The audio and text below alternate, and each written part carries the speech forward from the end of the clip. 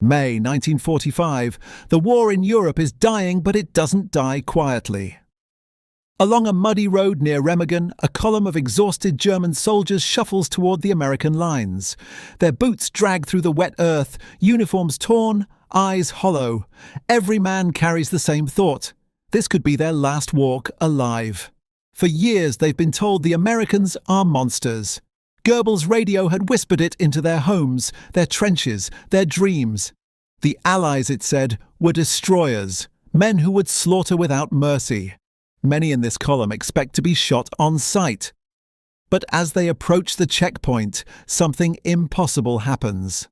A young American soldier steps forward, rifle slung, a cigarette between his fingers. He tosses it to a German corporal and says only one word: "Smoke?" Moments later, the prisoners are sitting on the ground, wrapped in blankets, eating rations from US tins. Some weep quietly, confused. The world they knew, the fear, the lies, is collapsing faster than their empire. And that moment, that simple act of mercy, begins to unravel one of history's most powerful illusions. For 12 long years, the Nazi state had ruled not only through guns and banners, but through words. Joseph Goebbels understood something darker than most generals: control the mind, and the body follows. From 1933 onward, his Ministry of Public Enlightenment and Propaganda became as vital to the German war machine as the Wehrmacht itself. Newspapers, films, schoolbooks, and radio broadcasts all merged into one voice: the Führer's. By the time the Allies landed in Normandy, that voice had already reshaped an entire nation's reality. In Hitler's Germany, war was not merely fought on the battlefield, it was a sacred crusade for survival. The Allies, according to state radio, were not soldiers. They were Anglo-American Bolsheviks, out to annihilate German culture, enslave women, and erase Europe's civilization. Goebbels' campaigns drew heavily on fear. Posters showed caricatures of Americans as grinning gangsters and sadistic black soldiers, a deliberate attempt to inflame racial hatred. Newsreels warned of Jewish-led democracies that would dismantle the Reich brick by brick. Every defeat on the front was recast as a strategic withdrawal. Every bombing of German cities was called terror without purpose. And every German death was sanctified as sacrifice. By 1944, this alternate reality was all many soldiers had left to believe in. Letters from the front revealed deep cracks, men writing home about overwhelming air power, endless artillery, and the terrifying advance of the Red Army. Yet Goebbels kept their faith alive with a weapon sharper than any rifle: the promise that surrender meant extinction. "Better death," he declared, "than American captivity." Inside Germany, loudspeakers continued to blast those messages even as Allied troops crossed the Rhine. Civilians dug trenches and prepared for house-to-house defense. Propaganda films showed German boys in the Hitler Youth stopping tanks with Panzerfausts, heroes who would never kneel. But the truth was unraveling faster than any lie could be patched. Entire divisions were disintegrating. Fuel was gone. Supplies vanished, and yet the Reich still told its people that miracle weapons would turn the tide. For the ordinary German soldier, this mental landscape was a prison. Many were teenagers, barely trained, thrown into hopeless battles under the illusion that the enemy would spare no one. They had grown up in classrooms that described Americans as a mongrel nation, too soft, too decadent to fight. Yet that same propaganda insisted they were also cruel beyond imagination, a contradiction designed to justify both hatred and fear. By the spring of 1945, as Allied leaflets rained down over the collapsing Western Front, confusion spread through the ranks. Some soldiers surrendered instantly upon seeing American armor. Others resisted to the last bullet, convinced that death was preferable to capture. This divide between indoctrination and instinct would soon determine the fate of millions. When American patrols began taking prisoners by the thousands in the Ruhr and along the Elbe, they met men trembling not from hunger, but from terror. Prisoners flinched at gestures, expecting beatings or execution. Some begged to be shot rather than handed to Soviet troops. Yet what they found instead was organization, discipline, and, most bewildering of all, kindness. But that transformation did not happen by chance. Behind the scenes, the American command had made a deliberate choice, one rooted not in sentiment, but in strategy. Because for every German soldier who surrendered peacefully, one less bullet had to be fired, and for every prisoner who returned home alive, a story would be told, one that no propaganda could ever erase. The quiet war of ideas was about to begin, and the battlefield would be the human mind itself. The decision to treat German prisoners humanely was neither spontaneous nor purely moral. It was calculated, precise, and rooted in a deep understanding of psychological warfare. By 1944, the Allied Command under General Dwight D. Eisenhower and the Supreme Headquarters Allied Expeditionary Force, SHAF, recognized that military victory alone would not be enough. The collapse of Nazi Germany would leave behind a vacuum, millions of armed, indoctrinated men who had been taught to hate and fear democracy. The only way to defeat Hitler's ideology was to dismantle it in the minds of his soldiers. To do this, the Americans began developing an approach unlike anything seen in modern warfare. It combined strict discipline with deliberate decency. Orders were clear. Prisoners of war were to be treated in accordance with the Geneva Convention, not as enemies to be punished, but as men to be processed, disarmed, and eventually re-educated. The logic was simple. The more humane the treatment, the faster German soldiers would surrender and the weaker Nazi propaganda would become. Psychological warfare units like the Psychological Warfare Division, PWD, distributed millions of leaflets over the Western Front. The messages were straightforward, even compassionate. They told German soldiers they could surrender safely, that food and medical care awaited them. Some leaflets even showed photos of captured Wehrmacht men smoking and smiling, clear evidence that American captivity was not a death sentence. At the same time, the US Army implemented a massive logistical effort to handle the tidal wave of surrenders. By April 1945, more than 1 million German soldiers were held by the Allies in the West. Temporary enclosures, called Rheinwiesenlager or Rhine Meadow Camps, sprang up across the Rhineland. These were open-air fields surrounded by barbed wire, hastily constructed to hold hundreds of thousands at a time. Conditions were rough, but even there the difference from Soviet captivity was stark. Prisoners received medical treatment, were fed from American rations and, crucially, were not shot. To a soldier who had grown up believing the Allies were savage, that single fact carried more power than any speech. Letters began to leak through the chain of captives, describing unexpected kindness, an American guard sharing coffee, a medic cleaning a wound, an officer allowing a German to write home. Slowly, word spread through the ranks still fighting in Bavaria and Austria. The Americans were not executioners. They were organized, firm but fair. This humanitarian conduct was not without tension. Within SHAF, there were debates about how much mercy was too much. Some officers feared that excessive leniency could backfire, that Germans might interpret it as weakness. Others, especially those aware of Nazi psychological conditioning, argued that compassion was the most powerful weapon the Allies possessed. The final policy struck a balance: kindness under authority, humanity under control.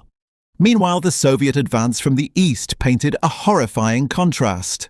German troops who surrendered to the Red Army often vanished into the Gulag system, if they survived the initial capture at all. Word of these fates reached the Western Front, reinforcing the perception that surrendering westward meant survival, eastward meant death. The Americans didn't have to advertise, the comparison spoke for itself.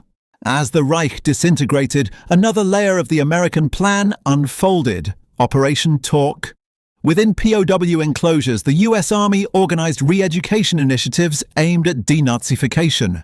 German-speaking American officers, often émigrés or refugees from Hitler's Europe, engaged prisoners in discussion, distributed reading materials, and screened films that exposed Nazi atrocities. But it wasn't lecturing. It was exposure. The aim was not humiliation, but awakening. One of the most striking outcomes came from the Intellectual Diversion Program, a systematic effort to give POWs books, music and lectures about democracy, freedom and moral responsibility. Some men mocked it. Others were stunned by the contrast between what they had been told and what they were now learning. The shift was slow, subtle and deeply human. For the first time, many Germans encountered a moral framework that didn't demand obedience, but understanding. The front lines were crumbling, but in those fenced fields of surrender, a quiet revolution began, one that would eventually shape the rebirth of Germany itself. And while the battles of tanks and artillery ended in smoke and silence, this invisible war of mercy was only beginning to show its power. For the average German soldier, capture by the Americans was meant to be the end of everything. Instead, it became the beginning of disbelief. Accounts from the spring of 1945 describe men so terrified they could barely speak when disarmed, trembling as they were marched into camps, expecting the crack of gunfire at any moment. Yet what followed confounded every image they had been fed by years of Nazi propaganda. In letters later recovered from Allied archives, soldiers wrote home about the surreal kindness of their captors. One infantryman from the 352nd Infantry Division recalled, "We were given bread, chocolate, and cigarettes. An American even helped me clean my boots. I could not understand, why were they doing this?" Inside the temporary camps, American GIs handed out rations, shared coffee, and in some cases traded cigarettes for buttons, patches, or small souvenirs. The scenes were quiet, almost ordinary, but to men raised on fear and hate, they were shattering. The myth of the enemy without mercy died not in speeches or battles, but in small acts of decency. The shock of kindness had a psychological impact greater than any bomb. It created cognitive dissonance in thousands of German soldiers who had believed they were defending Europe from savage democracies. Now, face to face with their supposed monsters, they saw something entirely different: discipline, order, and empathy. Many later described that realization as the moment they truly understood that the Reich had lied to them. For some, the revelation came too late. For others, it planted the first seed of change that would bloom years later in post-war Germany. At the strategic level, the American approach was a deliberate contrast to Nazi brutality. General Dwight D. Eisenhower and his senior commanders understood that victory wasn't just about territory, it was about perception. The Allies had to demonstrate the moral authority that Hitler's regime had lost. To win the peace, they needed to prove that democracy was stronger not because it killed more efficiently, but because it treated its enemies with dignity. In early 1945, Eisenhower issued strict directives emphasizing humane treatment of POWs. Guards were reminded constantly that every prisoner represented not only a military responsibility, but a political message. Each camp, each interaction would shape how millions of Germans remembered their conquerors. Reports from the Psychological Warfare Division describe this dynamic in detail. Every German prisoner who leaves our custody carries with him a testimony. It is our duty to make that testimony serve peace. The sentiment echoed through all levels of command.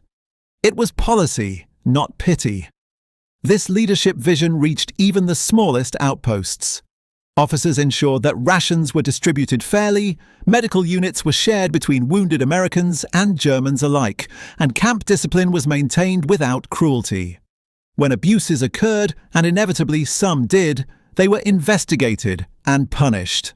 Maintaining moral integrity became part of the larger campaign to redefine what power looked like after Hitler. Behind the front lines, military chaplains and Red Cross liaisons reinforced this ethos.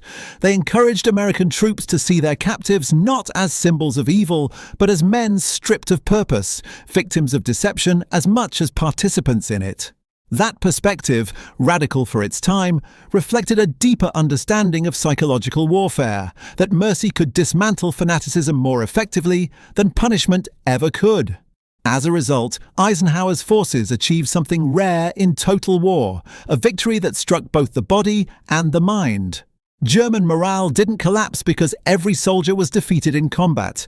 It collapsed because their last certainty, the moral superiority of their cause, dissolved in the face of compassion. By the end of May 1945, as the American flag flew over Cologne and Munich, the lines between conqueror and captor blurred. And through that unexpected humanity, the US military found itself wielding a new kind of weapon, one no Nazi propagandist could defend against. War reshapes the soul of nations, but sometimes mercy reshapes it more profoundly. When German soldiers realized their captors would not harm them, a strange silence fell over the POW camps.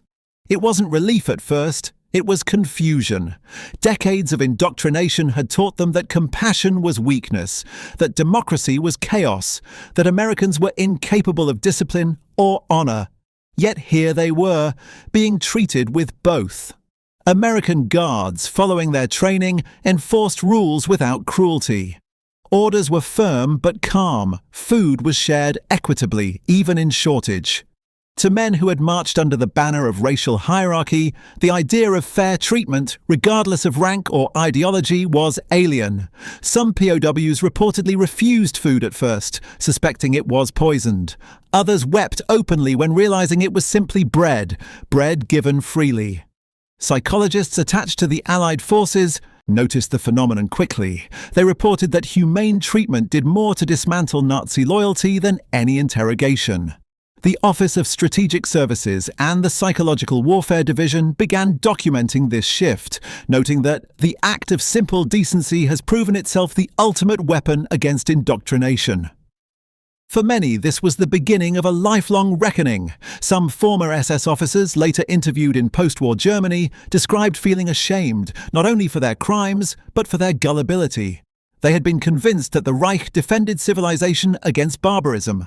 Now they realized civilization stood across the wire, handing them coffee. In that inversion lay the moral victory of the war. The Allies had defeated not only armies, but an entire belief system built on hate. And they had done it not solely through force, but through the quiet defiance of kindness. Behind every act of humanity, there was also calculation. Eisenhower's staff understood that morale was a weapon, and that propaganda could be fought with behavior, not just broadcasts. When Allied forces crossed the Rhine, leaflets and loudspeakers urged German troops to surrender westward. The message was reinforced by the reality of captured men returning home alive, spreading stories that contradicted Goebbels' lies. Each German soldier who surrendered peacefully saved American lives, fuel, and ammunition. Kindness became logistics. The psychological effect rippled outward. By May 1945, entire units were surrendering en masse, waving improvised white flags before battle even began. Field reports described German officers pleading with their men to continue fighting, only to be ignored as rumors spread that American captivity meant survival and decent treatment. The humane policy had achieved what firepower alone could not. It collapsed resistance from within. This was not without risk. Every lenient action toward the enemy carried political tension. Some Allied troops, having witnessed the devastation of concentration camps, found it unbearable to show mercy to German captives. There were moments of anger, even revenge. Yet Eisenhower's command held the line, because strategy demanded discipline. Mercy, when weaponized properly, was a force multiplier. The results were measurable. By war's end, more than 11 million German soldiers had surrendered across Europe, most to the Western Allies. The majority did so under the belief that the Americans were honorable captors. In contrast, only a fraction willingly gave themselves up to Soviet forces, where survival rates were catastrophically low. Propaganda, in the end, had undone itself. The very system that built its power on fear had made its followers blind to truth. When the truth finally came, not through leaflets, but through gestures of humanity, it shattered the illusion completely. The American command had turned the moral high ground into a tactical advantage. And while their bombers and tanks crushed the Reich's body, their compassion quietly dismantled its soul. By the summer of 1945, the War of Minds was largely won. But the collapse of Nazi propaganda wasn't complete yet. Its final defeat would come in the most unlikely places: the crowded prison camps and the dying radio voice of the regime itself. April 1945.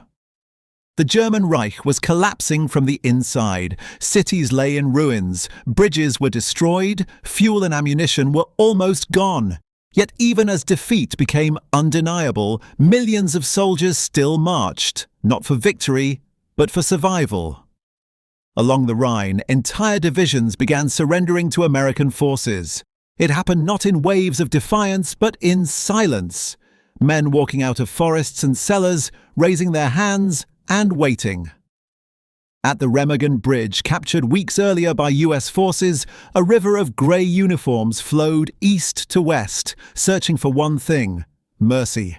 American MPs stood watch as thousands crossed daily, each man expecting the end, each finding instead the same shocking routine: search, disarm, feed, record. No beatings, no executions. The calm professionalism of it felt unreal. Some soldiers broke down in tears when handed bread or water. Others saluted their captors out of sheer disbelief. In the Ruhr Pocket, one of the last great encirclements of the war, over 325,000 German troops surrendered in a single operation. It was the largest mass capitulation in Western Europe's history. The roads jammed with convoys of prisoners, their once proud panzer units reduced to columns of hungry men. American soldiers described the scene as the death of an army without a fight. Among those captured were elite officers, SS members, and Volkssturm teenagers, armed with little more than desperation. They had all been told surrender was treason, yet as they saw their comrades treated humanely, they stopped believing. The spell broke not in Berlin's bunkers, but in the open fields of the West, when the enemy refused to become the monster propaganda had promised. There were moments that defined this quiet turning point.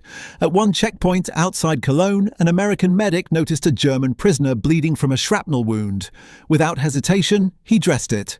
The man, barely 20, stared in shock and whispered, "You are not like they said." Another story emerged from Bavaria, a US captain ordering his men to share coffee with a group of captured SS soldiers. The gesture was symbolic, not sentimental. "They're beaten," he said. "They're still men." That night, the prisoners sang softly, old folk songs, not marches, their voices trembling with something between grief and relief. Meanwhile, the Nazi propaganda machine was crumbling faster than the front. Goebbels' radio broadcast still screamed of heroic resistance, but German troops could hear Allied transmissions too. Calm, factual, unrelenting. Shortwave radios carried Eisenhower's promises that surrender meant life. For soldiers who had just been given food by their supposed enemies, those words rang true. The Wehrmacht's psychological collapse became evident everywhere. Field reports from the US Ninth Army noted that captured soldiers often asked, "Are the Americans really democratic?" As if the idea itself were a myth. In one POW camp near Koblenz, an officer recorded, "They cannot reconcile the reality they see with the hatred they were taught. They expected beasts and found men." Each encounter eroded years of indoctrination. Fear turned into reflection. Reflection into remorse. And remorse, slowly, painfully, began to undermine the last defense of the Nazi ideology, faith in its moral purpose. By late April, even the most loyal officers could no longer deny the truth. The Americans were not the destroyers. The Reich had destroyed itself. In that realization, the war, spiritually, psychologically, was over. Yet the most decisive moment was still to come. It would not take place on a battlefield, but over the airwaves as the voice of Joseph Goebbels tried and failed to keep the illusion alive. Berlin, April 30th, 1945. The air was thick with dust, smoke, and despair. Allied artillery pounded the city in rhythmic bursts while the last Nazi loyalists crowded around radios, listening to a voice that was crumbling with its empire, Joseph Goebbels. From his bunker beneath the Reich Chancellery, the propaganda minister made one final broadcast to a dying nation. His words were desperate, hollow. "The Führer is fighting for Germany's survival. The Americans and Bolsheviks will destroy all that you love if we fail." But outside, the war was already over in all but name.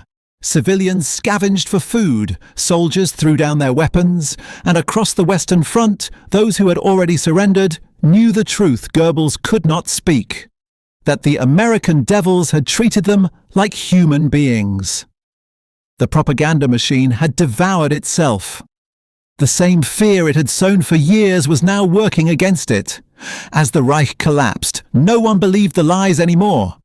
In POW camps stretching from the Rhine to Normandy, men who once swore loyalty to Hitler were talking about food, about music, about the strange decency of their captors. Their letters home told a story that no censor could contain. "I am alive," one wrote. "The Americans gave us coffee. They spoke kindly. We were not beaten. Tell everyone, the lies are over. Those messages traveled faster than any official declaration. They crossed the bombed-out villages, the refugee trails, the ruins of German cities where families huddled in basements, waiting for Allied troops to arrive. When the first American convoys rolled through, civilians greeted them with fear, and then with astonishment. The soldiers handed out chocolate to children, cigarettes to the men, and medical kits to anyone who needed them. For a people who had been told to expect annihilation, this was revelation. Inside the ruins of Berlin, Goebbels still ranted about vengeance, but even among his own staff, belief had died. Radio operators whispered that surrender might not mean death. Some of them had brothers in Allied custody who had sent messages home, proof that the Americans were not the monsters the Reich had claimed. On May 1st, Goebbels poisoned his children and ended his life beside his wife. His final broadcast, transmitted hours earlier, was filled not with power, but with the tone of a man already defeated. In those closing sentences, history heard the death rattle of propaganda itself. At that same moment, hundreds of miles west, German POWs in American camps sat under the open sky. They watched their guards smoke, laugh, and talk about home. News of Hitler's death spread slowly through the wire. Some prisoners cheered, others sat in silence. One German corporal, interviewed years later, recalled, "It was there, in the camp, that I understood we had been living in madness. They won because they were better men, not just stronger soldiers." For the American command, the outcome was clear. They had crushed the Third Reich through strategy and strength. But what followed was something deeper. Every German prisoner who walked away alive carried a story that would erode Nazism from within. No manifesto, no Allied propaganda film could have achieved that so effectively. The truth, embodied in human behavior, had become the most persuasive message of all. Across the Atlantic, newspapers printed photographs of captured German soldiers smiling with their American guards, powerful images that showed the world how the victors intended to build peace. The US Army, through its restraint, had set a moral precedent in modern warfare. By the time the guns finally fell silent on May 8, 1945, the psychological war was won. The Americans had destroyed the myth of their own cruelty, and with it, the foundation of Nazi belief. The radio waves that once carried hate now echoed with silence. The soldiers who once feared monsters now saw men. And in that silence, in that quiet reckoning, a new world was beginning to form. Europe, May 1945. The guns had fallen silent, but the echoes of war still haunted the continent. Cities lay in ashes. Railways were twisted ruins. Entire generations had vanished into battlefields and burial grounds. The German Reich, once roaring with delusions of supremacy, was now a carcass scattered across Europe. For the American soldiers who had fought their way from Normandy to the Elbe, the victory was surreal. There was no parade, no moment of celebration, only exhaustion and disbelief. The war that had consumed their youth was finally over, and yet the enormity of what they had endured could not be measured in medals or statistics. They had not only defeated an army, but an idea, one built on hatred, fear, and the machinery of lies. As Allied forces occupied Germany, something unexpected began to unfold. In towns where Nazi banners had once fluttered, white flags now hung from windows. Civilians emerged from cellars, thin and hollow-eyed, clutching their children. Many expected punishment, retribution, or execution. Instead, the first thing they saw were American soldiers offering food, water, and medical aid. It was a moment that history rarely captures, the instant when compassion proved more powerful than conquest. At makeshift kitchens in the ruins of Frankfurt, American troops served soup to both former enemies and refugees. In Munich, soldiers distributed chocolate and chewing gum to children who had never seen such things before. And in the countryside, where hunger gnawed at every home, US medics worked alongside German doctors to treat civilians suffering from malnutrition and disease. For the German people, this was a revelation. They had been told that Americans were barbarians, destroyers who would enslave their women and burn their cities. But now, standing before them, were men no older than their own sons, tired, humane, and willing to help rebuild what the war had torn apart. This quiet mercy began to reshape the German mind. The same people who had once shouted "Heil Hitler" now whispered "Danke" to their former enemies. It was not forgiveness, not yet, but it was the beginning of understanding. Meanwhile, in the prisoner of war camps that dotted France, Belgium, and the United States, the transformation continued. Thousands of captured German soldiers were given books, classes, and lectures, part of an experimental re-education program. American officers believed that to prevent another war, they had to defeat Nazism not just on the battlefield, but in the mind. The prisoners learned about democracy, free speech, and the rule of law, concepts once branded as weaknesses in Nazi doctrine. Some resisted at first, still loyal to the broken image of the Führer. But over time, as letters from home described the kindness of occupation troops, the walls of belief began to crumble. One captured officer wrote in his diary, "I was prepared to hate them. Instead, I found decency. They fight fiercely, but they do not hate." Perhaps this is what real strength means. While Europe mourned its dead, the seeds of its rebirth were quietly being sown. The American administration, under General Eisenhower's directive, moved swiftly to provide food shipments through the UN Relief and Rehabilitation Administration. The Marshall Plan would come later, but even in these first weeks of peace, the groundwork for recovery was visible, driven not by vengeance, but by vision. Across the ruins, a new narrative emerged, that freedom could not be imposed by force alone, but by example. Every loaf of bread shared, every home rebuilt, every act of mercy became a weapon against the ideology that had plunged the world into darkness. In war, America had proven its power. In peace, it would prove its character. For many Germans, this compassion was more shattering than any bombing raid. The enemy they had feared had turned out to be their redeemer. Families began to speak openly about the lies they had believed. Former soldiers questioned the cause they had served. And as Allied authorities exposed the horrors of the concentration camps, Buchenwald, Dachau, Bergen-Belsen, the illusion of righteousness collapsed completely. The truth of Nazi evil was now undeniable. And with it came a collective reckoning. From the ashes of tyranny, a new Germany began to take shape. One that looked westward, not in defiance, but in hope. In those fragile months of peace, the United States became more than a victor. It became a symbol of possibility, proof that strength and mercy could coexist, and that even the fiercest of enemies could find redemption in humanity. The years that followed would test that fragile hope. Germany, once the epicenter of destruction, was now a nation divided, physically, politically, and spiritually. The rubble of its cities mirrored the ruin of its conscience. Yet, in the midst of desolation, the compassion of the victors began to define the course of its rebirth. By 1947, the American policy had shifted from occupation to reconstruction. The Marshall Plan, officially the European Recovery Program, was announced in June of that year.